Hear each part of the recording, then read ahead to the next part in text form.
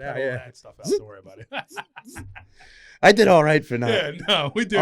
We did So good. pulling up, what position do I have? What type of building is it? How many stories? Welcome Where to is it? The Firehouse, the show dedicated to the brave men and women who serve our community. Hello, everybody, and welcome to the Firehouse on WRHU 88.7. I am your host, Chris Moses, and today, this is a special day, especially for me, a special day. Sitting with me in the Firehouse is my boy, Eddie. Oh, that's what I'm going to say. I'm going to say Eddie O. I'm going to let you say your full name, but I'm going to say Eddie O. What's up, brother? How you been? What is going on? How you feeling? Good. Living the dream, bro. Living the dream. All right, listen, I definitely know who you are, and we're gonna get into some stuff. But for the audience, please let them know your full name, because I know everyone knows you as Eddie O, but you could tell them your name, what department you've been in, departments you have been in, how long you've been in, and what ranks you've held. Well, my name's Eddie Overton. Eddie Here O. we go. Eddie Prior Overton. to that, I was junior. There A lot of you people go. knew me as junior. And really quick, this is something that I guess a lot of people don't know. You're Eddie O the third. The third. Correct. Correct. Because your father was junior. Correct. And now my son is Is- Edward Overton, so he's the The fourth. Correct. Look at that. Okay, so keep going. I just wanted to make sure people knew that because they don't know. We call you junior, but actually your father was the junior. Correct. Yes. But go ahead. I'm telling too much because I know a lot about him, but go ahead. And so Eddie Overton, I'm a member of Excelsior Hook Ladder Company, one of the Freeport Fire Department. There we go. Been there a year and a half now. Okay. Absolutely loving it. Okay. Prior to that, I did approximately 20 years, Uniondale Fire Department, Brookside There Engine we go. Company number 2, Brookside, and a lifetime. Yeah. You know, a lifetime exposure to the fire service. All right. How long have you been in a hole? In a whole, as an interior firefighter, junior time. A whole fire department. So I joined the juniors when I was 14, pretty much unbroken service until now. I mean, So what is that? I'm 30s? 41 now, so 30. Wow. 30-something years. Yeah, typical Overton. We've had some breaks here or there, but But 30-something years. yes. I know you got some stories for me, brother. I know you. We're going to get into those stories, but 30 years, did it go like that? Like you look quick. back and you're like, wow, that much time. That's in general, though, brother. With the fire department Yeah. and in life, you blink your eyes And it's just- it's gone. It's gone just that fast. Yeah. All right, so let's get into this. Let's start from the beginning, right? Let's start of why you decided that the FD is where you needed to be. And was it a decision or it was kind of one of those things that just was supposed to happen? But talk about it. You know, like we were talking in the pre-show. Yeah. I was born. My father left the hospital, walked into Brookside with me in a car carrier. My first place of existence outside of the hospital. I got to cut you off really quick because I learned that from his father, that once your child is born, the first place they come is Brookside. Both of my son and my daughter were first place. Soon as we left the hospital, we just got to stay here, take a picture on the front, on the front of the rig, and then we go home. But it was just funny. But that was something that I just learned and did. I'm not having any more kids, so I'm gonna do that again. But I did the same with my kids. Yeah. But it goes back to what you just said. It was what you do. Yeah. That's just, you leave the hospital, you go there. Mhm. The fire service was just what I did. Yeah. It was never pushed upon me by my father, but my father used to say a family that buffs together stays together. That's right. And That's right. Yeah. And that's what happened. So from the beginning, like you were born into this basically. You were born into this. So let's talk a little bit about that, right? Because something that was amazing that no one has ever done for this show. Eddie O actually gave me a family tree. And I don't know where it came from. It looks like one of those things he just started writing and then it just kept going and kept going Correct. and kept going. One of the things, which we're going to talk about in a second, but one of the things that I don't think I knew that Billy Santa Maria is your godfather. my godfather, I sure. don't know. When I read that, I was like, I don't think I knew that. Like, Billy Santa Maria was in the New York City Fire Patrol with my father. I remember that. They With the go blankets back- they would tell me. correct. And, They and go cover and back stuff. That far as friends. They've been members of Brookside together since Yeah. their teens. Yeah. He's my godfather. Yeah. Yeah. I saw that and I'm like, I don't think I knew that. I knew that, that your father and him were close, but I'm like, I didn't know that was godfather. But anyway, let's go through the family tree just really quick. So I'm going to post it up right up here. It'll be here. Right. This is TV land. So it'll be here when we do it. All right. So let's just go through, like, just from the beginning, from what you remember, who was first and then how it kind of came all the way down. Well, from what you remember, there was a lot on that paper. There was. And it's the merging of two families, too. Yeah. My grandmother had a significant family history with the fire department. And my father's father had a significant history with the fire department. Wow. Both in West Hampton Beach, Uniondale. My grandmother's family was heavy in Brookside Company. Earliest that I can recall in terms of service, would be my great-grandfather was a member of Hempstead Fire Department, which predated Uniondale. Yes. So there was no Uniondale Fire Department. So if you wanted to be a volley, you went over there. You went to Hempstead. Once they created Brookside and Uniondale Fire Department, he either was a charter member or one of the first members. I think he was a charter member. Correct. I think he's up on that wall as a charter member. Yeah. Correct. Wow. But and I'm probably misspeaking the family. There's so many family connections that I keep missing limbs. I was making this thing for you, and I called my aunt, and I said, gee, am I missing anything? I had to go get a whole nother sheet of paper, Chris. Yeah. Yeah. I mean, listen, y'all are going to see it. It's extensive. Continue. But that means that it's in your blood. But go ahead. Keep going. My grandfather was ex-chief, ex-captain of Brookside. My father was an ex-captain, was a captain, and former chief in Brookside. Yeah. Uncle Russ. A lot of people don't realize Linda was my dad's adopted sister.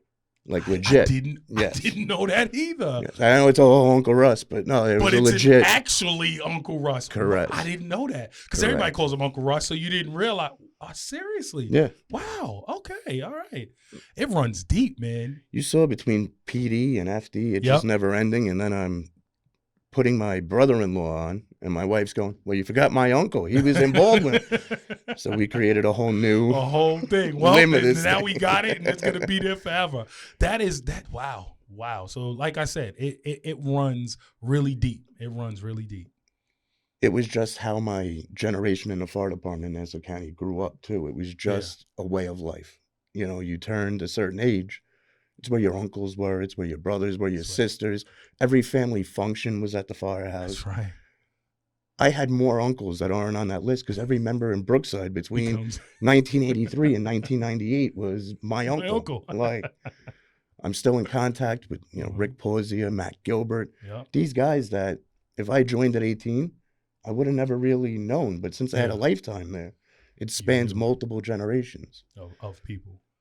That is, I'm telling you, man, like I'm in awe. But again, it literally runs in your blood. Like, this is what you were almost put on earth for.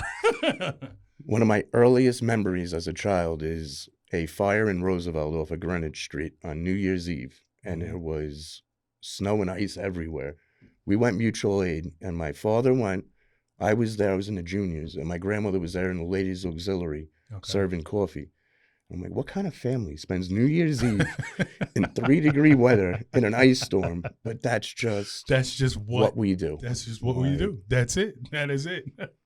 So, before which I want to get into these stories, because I know that you got some good stories. But let's just start the beginning. So you're in as a junior. Right. Yes. So let's go through that. Let's start at the beginning. You're in as a junior, and where does that go? Because in your bio, you're telling me like you were holding rank even in the juniors. Correct. So just explain how all of that went. Well, first off, even for the juniors, that was like waiting for the time clock to stop until I could turn 14 and join. Was like just chomping at the bit.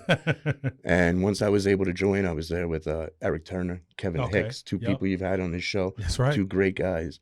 I rose through the ranks there. I mean, I don't want to say rose through the ranks. You're a junior. But no, but you still rose through the ranks. I was lieutenant and captain with Eric and Kevin, and we went through the chairs a few times, and it was a great organization. A lot of people don't realize how many members of the Uniondale Fire Department came out of the junior program. Wow. You know, Mark Siebert, Wayne Ludwig, I could go on. I know I'm going to forget people. Yeah, but there's tons. Yeah. It is a great program to get the youth in a direction. Yeah. You know, either kids that already want to be in the fire service or kids that didn't know they wanted to be in the fire service. And then they learn and Correct. find out. They fall in love. So you rose to the ranks there. Then now you're chomping on the bit to get into actual. And I got to ask, I mean, was there any time that it was not going to be Brookside? No. Like, all right. So, and I only say this because you're learning now when you're in a junior, you don't just go to Brookside. You're going to truck. You're going to this, you know. So was it like, I want to go trucks, you know? Not only was I going to Brookside, I believe I swayed Eric Turner, Kevin Egg. I may have done some recruitment. Okay. Hey, where you guys going? We're going here. We're going here. So that. But again, I mean, to go to another company in Uniondale wouldn't make any sense at that. For what? Yeah. My entire existence. Lineage, everything was all Brookside, so it wouldn't make sense. All right, so now you're here. You're in Brookside. You start.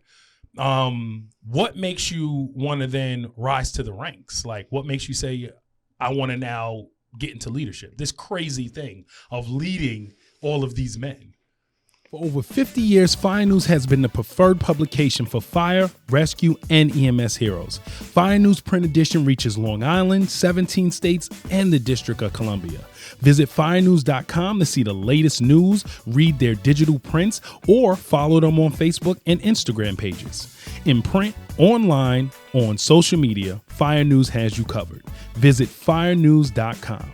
And if you go ahead and go visit on Instagram, please leave a comment and tell them that WRHU 88.7 The Firehouse sent you. Natural progression to some extent. Okay. You know, when you're new, when you're learning, you have guys there to teach you. That's and right. At some point, those guys, life gets in the way, and somebody needs to fill that role. Step up. I didn't want to be an officer. You know how long didn't? I was in. No, I wanna wasn't a do this. chauffeur until I was in like 15 years. I didn't want to get stuck at the pump panel. Like, If that no ain't interest. the truth. Like, I don't No want to get interest. stuck here. But then it got to a point, Russ wasn't around. Yeah. My old man was in the chief's office. Yeah. Somebody's got to drive the rig. I do no good sitting on the ramp And with you can't even bunker get gear. Gotta But get it out. Yeah. Once I became a chauffeur, and then that was the first major hurdle. I never wanted to be a chauffeur. Yeah. Now I am one, and you needed to be a chauffeur to run for office. Yeah. So that was the next progression of Correct. it. So, all right. So listen, let's get into these stories, man. Let's get into these stories. So what do you got for me? I need at least 2, probably 3 good stories. Let me start with one. We were at a fire, I want to say Roosevelt. I don't remember. Was it Roosevelt?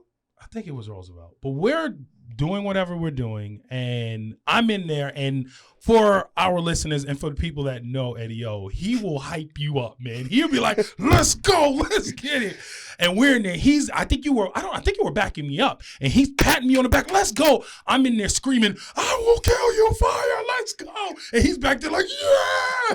And we're losing our minds. But I'll never forget that story. Just that motivation that's needed. You know what I'm saying? Like, yo, keep going. We got this, and never a worry at all. Like that, I'm gonna be hurt. I got Eddie O behind me. Like, I'm good. Let's keep going. But anyway, the confidence, man. You take the confidence out of the equation, you can shrink a giant real quick, that brother. confidence comes with the people you're with. Correct. With the people you're with that you trust. Like, yo, I know I can go down a hallway with this person at any time. Like, I'm not worried about it. But anyway, let's go. What stories do you got? Because I know you got some good ones. Nah, man, not me. My earliest story, and for the senior guys that remember this from Brookside, was the chocolate factory fire, which was up on Commercial Avenue. It was like 1,000 by 1,000 chocolate warehouse. Okay. I only bring that up because that was my indoctrination to the fire department. Okay. My first picture is of me and Terrence Canham. I have to be 3 years old, which is insane, bro. Insane. And I'm up on the deck gun with Terrence, and I'm lobbing water into the... At 3 years old. 3 years old. Fire department was so different back then. It was so different back then. But story-wise, not my first fire in Uniondale. My first fire was an inside rubbish fire, as Terrence would call it. Okay. But my can first job, Mo. That's what he was saying. Correct. Can job, Mo. My first legit fire in Uniondale was I had the nozzle and my old man was the officer, and I can't think of a better. Wow. How? Before we get into the story, how is that dynamic? Because we didn't even really go Natural. into that. Like, you're serving with your father, Natural. just natural. I Like, swear. It was like he was preparing me for it for my whole life. Yeah. You know, I felt more comfortable because he was there. If it Yeah. was somebody else, not that I wouldn't have trusted them, but it's just, this is my dad. Like, I know. But more than this is my dad. I He watched knows- him for he 20, knows. 18 years be a good fireman. More right. important than that's my dad. That's right. It's a heck of a fireman. Yeah. You that's know, right. Yeah. like, So you know he knows his stuff. but we Well, go make ahead. the living room, and it's the living room here and a hallway to the left, and then a couple bedrooms and a bathroom. Old man tells me to open the line, and whipping her around. I'm doing great. What are you doing? Starts, Eddie goes, Yeah. yeah, what are you doing? I'm in the living room and I'm facing the wrong way. I'm not even hitting the hallway, bro. I was so hyped up, so excited. I'm going to prove to dad that I can do this. You're out. You're First fire, my old man was yelling at me down the hallway. But he said, "What are you doing?" I can almost hear it. I can almost hear it. it wasn't What even are mad, you just doing? sheer. Yeah, like what are you, what are you doing? doing? And yeah, another good fire that I remember is with you. And I don't know if this is the same fire, because it wasn't in Roosevelt. It was Maybe it 4 was. doors behind Brookside on Davis. It was a cape with fire on the 2nd floor. Yes. And we were up there. We were hyping each other up. You So had the nozzle. That must have been the fire. And if you remember, at one point, we're like, we got this. And we looked up and you could see the moon because it had burnt through the roof. And completely through. we looked at each other and was like, We was we like, don't got this. We don't. That was probably that fire. I'm thinking it it- was Roosevelt. It was that fire. And if you remember, it was 3 doors behind Brookside, Yeah, and we right were there. all out for either a holiday dinner or we right. were in East Meadow. No, we were in East Meadow at On Hempstead RC Turnpike. Dugan's. Yep. And it was so crazy because it had to be cooking before we left. It had to be. Because we were there the whole time at Brookside, and then we all said, let's go over and go get some Correct. wings. And all of a sudden we tone out. Other fire, I mean, another good fire that was talked about on this show was What's- Eric Turner, where Eric talks about, unfortunately, and it was terrible. He had Yeah. a fire in his house. Yes. We I was pulled up captain as the during that first 'cause two I came engine. after. Yeah, I remember that. And as we were coming up the block, he had the realization. Now, at this point, as a company officer, I got this guy on the rig whose house it is. Yeah. He thinks his mother's home. I am not physically stopping him At all. from going in that house. You're not. I can either have him be a heat-seeking missile or give him a job. Yeah, What That's better leadership job right there. for the guy who walking to the bathroom every night in the dark to get a cup of water than to be the guy that goes to the fire and puts it out? Yeah. Optimal? No. Yeah. But it makes full sense. and I was so concerned with, I know what I would be doing if I thought my Uh-huh. family was trapped in a house. Yeah. You give a guy a task, the fire went out quicker because of who Because was he on the knew. He nozzle. knew where it was. He knew had what. a vested interest in that fire. Not to going mention out. he knows what he's doing on top of it. Now, if he's coming later in the fire, no, I'm not gonna. Yeah, it's yeah, your yeah. house, bro. I'm Yeah, not yeah. putting you to work. But He in was that first moment, on scene. you know, and This is the- when he said that, he's like, "Yeah, I had this boss that gave me the nozzle." That was Me. you. And he did it. He did what he had to do. But to transition where I am now, Uniondale, I went to a ton of private dwelling fires. You Okay. know, Cape Cod's. Yep. Freeport is like the 6th borough, bro. I've been to fires in multiple dwellings. I've been to fires on boats. I've been to fire. Yeah, like I've never experienced a boat fire. And I haven't been there super long And to you're experience everything, but Mhm. what a versatile, diverse place, bro. Wow. I went to a fire maybe 6 months after I got in, and it was after a flood storm, and we're there, and they're loading us up on the deuce and a halves. I'm like, where are we going? Yeah. Well, we got a house fire. We drove through the floodwaters, and To I'm go- opening up a wall in 4 feet of water. Wow. Again, I'm 41 years old. I just talked to you about how all this experience I had, it humbles you real quick, brother. Because you're like, what? Different going world, on? different company, different responsibilities. So wait, you're fighting it in water. Correct. It wasn't the job of the century. It was a little electrical still. fire in the wall. But the fire service has a way of just humble you. reminding you that you don't know anything. You don't know anything. You know, it's being in a truck now. You know, bro, I was in the engine the whole life. Yeah. I know one of your questions is, which is better, Yeah, engine yeah, or truck? You know that's coming. Bro, I've been going over it in my head, but you couldn't compare two things that are less similar. They're very similar, but wildly dissimilar. Yeah. You know? So totally different. Totally different animal. Now I'm in a position where I was very comfortable with go get that hose, take it to that room, and put it out. I'm getting more and more comfortable it's a whole new in my set roles that you now. have to learn. It's a very diverse, you know, as the engine, 1 3/4 or 2.5. Those are pretty much as you're pulling up. What are my thoughts here? Yep. In the truck, what position am I in? You know, I don't want to get, I know that was one of your questions. No, that's fine. We can keep going. Going from a run to a fire, but so you're pulling up, what position do I have? What type of building is it? How many stories? Where is the fire? What are we? I mean. So it's a lot more when you're thinking about it. Like, you know, we train, everybody learns and knows about it, but when you're in it, it's a lot more that you're like, wow, there's a lot more that comes into this. I'm a true student of the craft. You know me. Yeah. I'm a buff. Yes. I read about truck work probably half my life. Mm-hmm. Don't know crap. You know, until like you get in there, until you start doing it, you have no clue. And I'm in a great company with great guys. They're teaching me. They're being very understanding with my learning curve, if we will. But it's a different beast, and it's almost a needed. I don't want to say refresh, but if you can go from an engine to a truck, I would highly recommend it. You know, after you've been in an engine for a little bit, it's humbling. And it teaches you how to be a smart thinking fireman, you know? Let's get back into some more of these stories, right? So, like you said, Freeport's the sixth borough. Like, just so diverse, man. So much more. So, give me some stories on there. Like, what?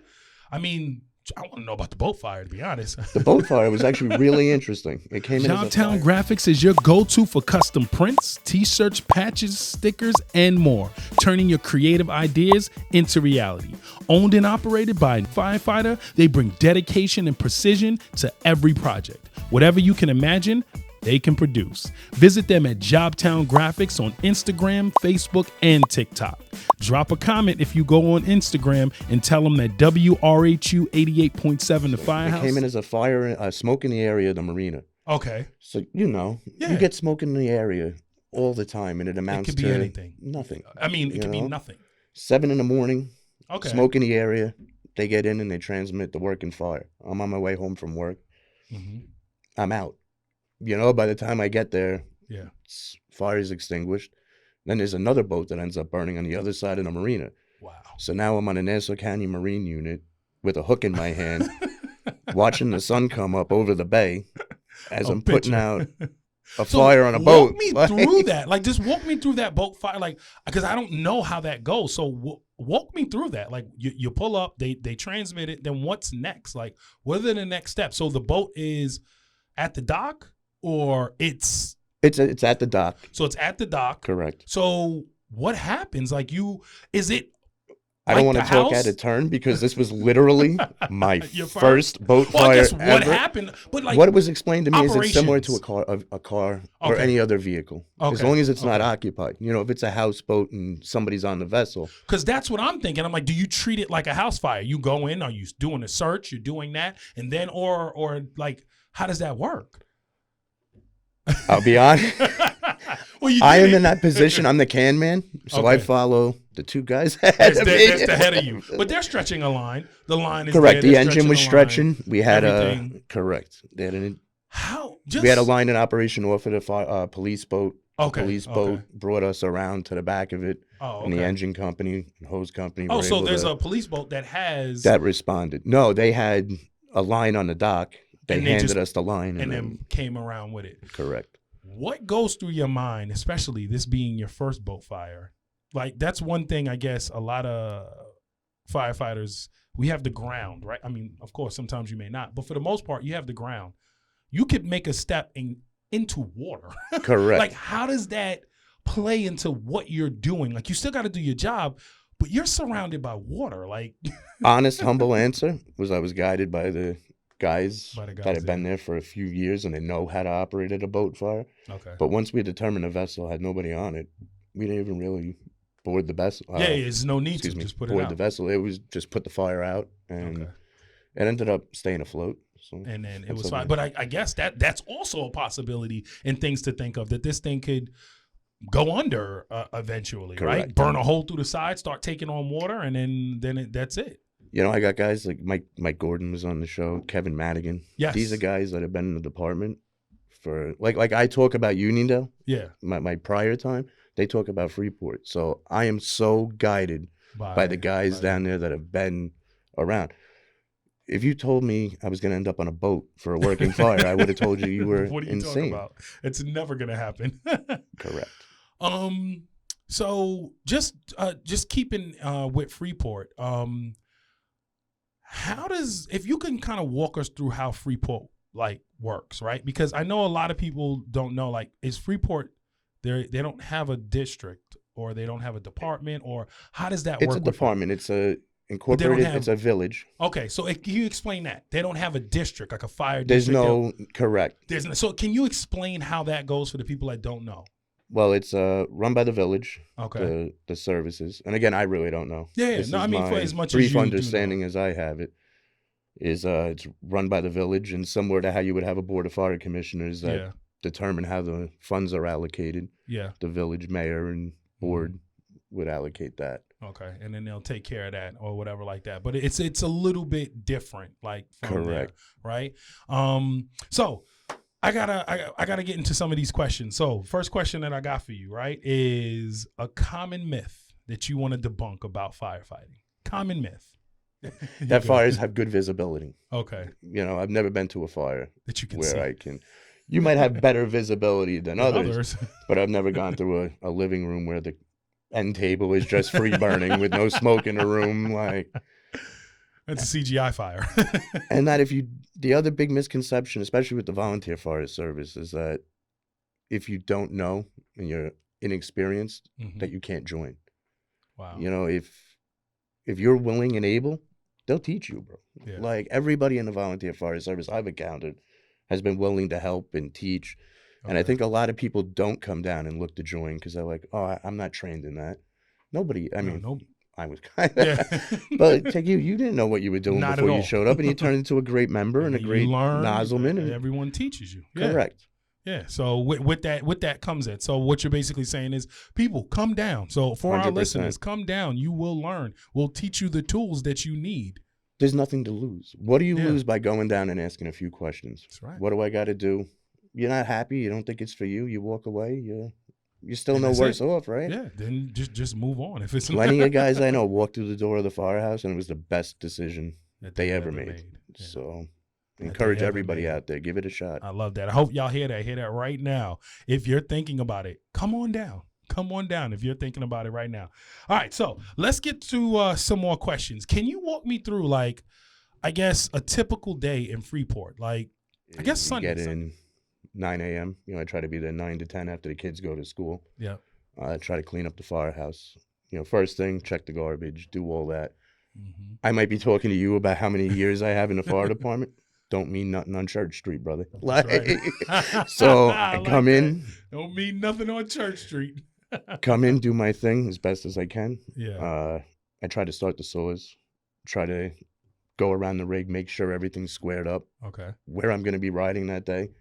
Freeport, especially the truck company, we set the rig up like you're in it's not gear racks, your gears at your position, ready to rock. Okay, so it's ready. Okay. So if I know I got the can for that day, I'm going to set my stuff up. I'm going to check the can mask, check the can radio, Okay. make sure the can is filled, make sure my hook is there, there's a Halligan, make sure that if Everything at is 9:03 that box drops, You're ready to go. we're good. You're ready to go. Past that, we have a big daytime coalition. So there's a lot of time spent around the round table. Okay. Sit, have some coffee, discuss some tactics with the boys. Okay. You know? Discuss and just sit there and learn everyone. And Correct.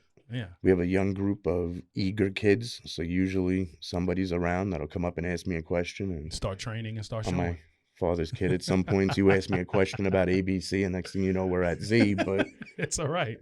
you're learning. You start learning. and then hoping for the big one. I mean, you never hope for the big one. But we all know what you mean. Yeah. Correct. We all know what you mean. So quick question, because you just mentioned it. It's your dispatcher, right? So I assume that being in the fire services is why you chose that profession, right? Or did that profession choose you? Like, how did that happen, right? Because we have tons of firefighters, but they don't go into dispatching. Like, what made you do that? My father was, as I said, with the New York City Fire Patrol. Okay. At some point, they offered the lateral ability to take the test to become a New York City fire dispatcher, which was better pay and a better retirement. Okay. So he moved over the year I was born, which was 1983. Really quick, before we keep going, what was it? Fire Patrol. Fire Patrol. Yes. And I remember him telling me about that. So just for our listeners, and you please correct me if I'm wrong, companies would hire basically Eddie O and Billy to come and throw blankets over their stuff when it's a fire. I remember him telling me something like similar. That. You have you're on the right path. Okay, so explain that to me of what a fire patrol is. The New York City Fire Patrol was employed by the New York City Board of Underwriters, which was the insurance companies in New York City. Yep. Their objective was to limit losses through fire damage. Okay. Maybe not specifically fire, flame impingement. Yeah. But if you have a fire on the 5th floor of an office building, they would throw tarps on the 4th floor, 3rd floor, 2nd floor, make sure computers and paperwork didn't get destroyed. Yeah. They were set up like a firehouse. They had a Okay. truck. They did tours in a firehouse. There were 3 in New York City. Okay. And they would respond when special called or, I believe, second alarm assignments. That's crazy. Yeah. When he told me that Billy story. was there. Him running around throwing tops. Oh, let's do it. Jimmy This is our job. Canham. Wow. Terrence's brother was there. Yeah. Terrence's other brother was on the patrol. Wow. But then he transitioned to being a dispatcher. Okay. And I guess the statute of limitations is up. I would go to work with him all the time. Yeah. I mean, Okay. as much as I grew up in Brookside, Yeah. I grew up in a central office. Wow. It's- You'd be watching him the whole time. Correct. It was my life. Yeah. My grandmother was a Nassau County police dispatcher. Wow. Okay. Her brother. Again, these things are like, Eddie, these things are like in your blood. So I'm a literally. 3rd generation, 4th if you count her brother, who was a cop and did some time in CB, but Yeah. 3rd or 4th generation dispatcher. Yeah. Like, So this as is much what as you do. it wasn't a decision, but it was a decision. Yeah. I could have gone any Of way I course, wanted. They wouldn't have mind, but this is what you know. This is. When you watch your father be a fireman as a volley and have a very fruitful existence doing it, you want to do that. When you watch your father be a dispatcher and make an honest wage for his family with great benefits, and you want to do that. So it was a choice, but with the information I was provided, what other choice would I do? Like, this is what I'm going to do. Yeah, Correct. I love that. So you decide to go. I got to ask this question. As a dispatcher, just listening to people on the radio, does it make you cringe sometime? Like, does it, like, when you're like, oh, why'd you say it like that? Or like, does No. Because I'm like thinking, like, you do this professionally. So I can imagine the things you sometimes hear. You're like, wait, what? Similar to you listening to another radio show and saying, exactly. man, that editing is garbage. Yeah, same thing. I never hate on another dispatcher because everybody has their own style and their own procedures.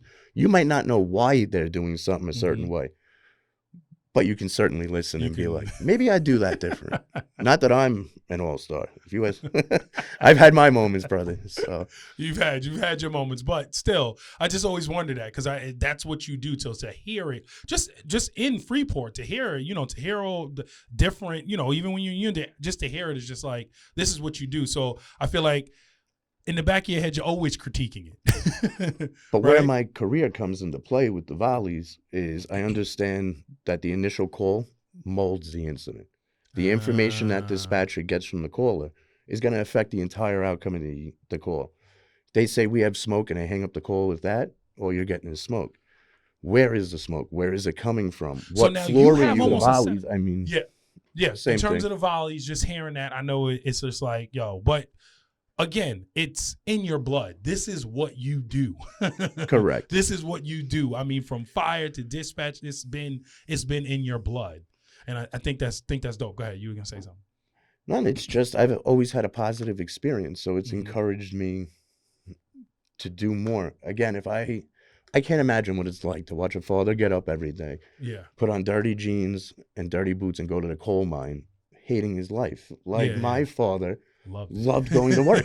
Like, and I hated it because he wasn't there with the family. But if you're going to get paid, you might as well do something you thoroughly enjoy to really do. love. I work with great people, and I'm thankful. I love it. I love it. All right. So before we get into more questions, I'm sure you saw the show. We play a game called The Flashover, right? It's funny. I always say we're going to change these things, but we don't because everybody wants to know what you're going to say. So the Flashover. This is how the Flashover goes. I'm going to ask you two things. Android, Apple, you got to give it to me quick. We're going to do TV shows, okay? Okay. Or movies. So really quick, Eddie-O, tell our audience, what is a flashover? Flashover is when the temperature of a room reaches ignition point simultaneously with the items in that room, and everything in the room boom ignites goes off in just like that quick. And that is the one premise hellacious event. I like that word, hellacious event. So when this happens, it's really quick, and that's the whole premise of this show. So I'm going to give you two things. You got to hit me really quick and tell me what they are. All right? Well, which one you want to pick. All right? Got it? All right, Eddie-O, are you ready for the flashover? No, you never want to be ready for a flashover, bro. You know what? You've been the first person that said that. Because open the line, brother. Open the line. I asked that. Everybody goes, yes, they're ready. No, we're actually not. Open the line. All right, here we go. Chicago Fire, rescue me. Rescue me. Rescue me, third watch. Rescue me. Rescue me still? Yeah. How about we switch it up? Chicago Fire, third watch. Third watch. Third watch, definitely. Okay, all right. Backdraft, ladder 49. It's a hard Nostalgia? I got to stay backdraft. Storyline, ladder 49. Ladder 49. Okay, all right. But if you had to pick, Backdraft. you going backdraft, you going with the Bible, that's just what it is. Some kids watch Disney movies growing up. I watched Backdraft. Like over and over and over and over again. And then you knew this question was coming. The most important question I'm going to ask you, and I don't even think it's the most important, but I always say that. Engine or truck? And if you're not going to pick, you got to explain. That is a loaded question. It is such a loaded question. That's why Again, I always ask it. But it's comparing pancakes to muffins. They're both baked and but they're nothing alike. Nothing alike. The general basis is always the same. To extinguish the fire, save life and property. That's right. But the avenues of how you get there couldn't be any more different. So different. I cut my teeth in the engine for 20 years. I loved a good nozzle fire. Yep. I love my time in a truck now. I'm learning something new every single fire I go to. Okay. When you do anything for 20 years, you start to get a little, not stagnant, but it gets repetitive. Yeah. Coming to the truck has been phenomenal for me. I'm learning stuff literally every run I go on. I'm learning how to tiller. Like, you can't beat that. You can't beat that. So I'll accept. For each, it's both. Correct. Pretty much, it is both. So I'll accept that answer. It is both. Anybody that says a first do nozzle job isn't great, yeah, I got a question. You know what? I think it was Renan. Renan was on, and he said, if you told me I got the nozzle at every single job, yeah, of course I'm going to say engine. Then that's what he said. He's like, if you tell me that every single time I'm gonna get it, then fine. Yeah, fine. But that's not going to happen every single time. That's not every fire. And again, maybe if I was 10 years in a truck, I'd have a different attitude. But I'm still in that learning, that new rebirth where everything is like, wow. You know, I get to play with that? Okay. You get to touch that? Like, go in that room and rip everything apart. Okay. All right. So another question for you. Like firefighting in a whole, the technology, you've been in 30-something years. Technology has changed, right? Like, what is one piece of equipment that, has really impacted what you do? I'm going to really age myself now. Okay. Being exposed to it as long as I have. I remember when the thermal imaging camera first came out. I mean, like, the first one, they were thousands of dollars. But the fact that you could bring a screen into a fire and see fire behind a wall, see a member down on the other side, it was absolutely mind-blowing. Insane to see that. When I joined, we had 30-minute cylinders that were twice as heavy as the ones we have now. That's right. Yeah. To ask me to narrow down one technological advancement would be a sin almost. We have made so much progression in the last 30 years. Right. I mean, just wild between PPE, masks, That's right. tools. We have battery operated. I go to the firehouse and I drill on the battery operated extrication tool, and I remember having to drag this big generator, all these The hoses. hoses. There were push carts. I mean, not me, I was in the engine, but Yeah, we but were standing there still- watching other guys drag it. So it eventually helps sometimes, but go ahead. But the progression that we've made, Yeah. what a time to be a fireman. Can you explain for listeners that don't know, you said 30-minute cylinders versus 45-minute cylinders, size, weight, like explain what you mean by that. When I first got in, we had the 30-minute, I guess you'd call them legacy material cylinders. They Okay. were heavy metals that comprised the cylinder, and they were heavy. You only got 30 minutes out of it, which, as you know, It's not 30 working minutes time, is I'm sitting in this chair not breathing moving. off of a mask. Yeah. Now that I'm 41, that is certainly not 30 minutes. But now we progressed to carbon fibers and all these materials that they were able to make the capacity of the bottle greater while reducing the weight, which is Amazing. when we were kids, that was Technology. correct. And I hope it continues. That's right. It's only making firefighters safer. That's it. It's That's it. making the fires go out quicker. Yep. Making us get in, get out. and When do I what was you gotta younger, do. technology was like, I don't want that. I want to. No, if it's going to make us safer and it's going to Yeah, get the we're job gonna done do it. quicker. That's right. All right. So I got a couple more questions before we get out of here. First question. In a whole, right? How has being in the volunteer fire department, the volunteer services, changed your life? Another difficult question, because some of the values I would have gotten from being in the volleys and stuff, I had my entire life because This I is was what you raised do. in the volleys. So having compassion for fellow men, Yeah. like I know guys get on here, I want to help people, and guys go, yeah, okay. No, like legit, we have a rare ability to help. You're Man, right. that's It doesn't happen. Yeah. what was the No. question? Just how's it changed your life in a whole? How did it change your life in a whole? Just being in the What was the last part on the paper? Because it was something specific. Which one? Oh, your views in life. That's what it was. Yeah. So go ahead. It's humbling.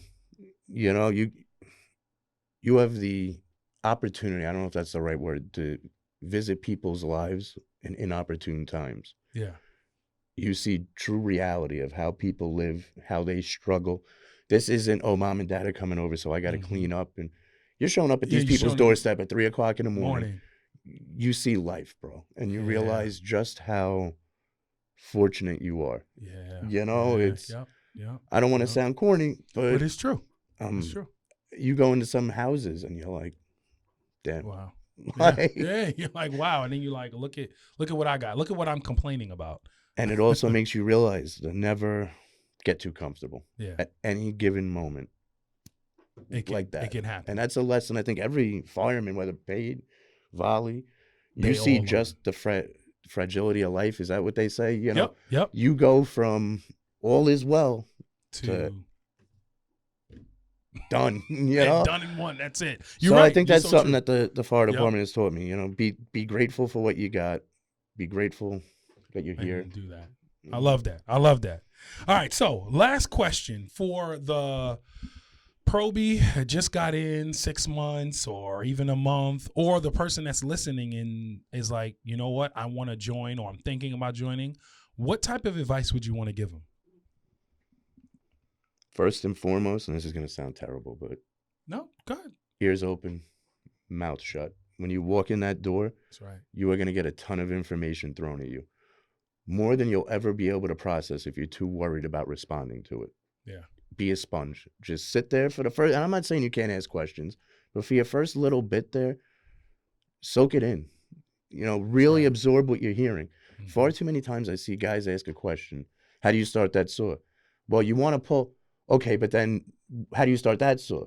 No, you gotta listen to the whole answer and soak it in before you're worried about answering. Basically, for the people that's in there, listen.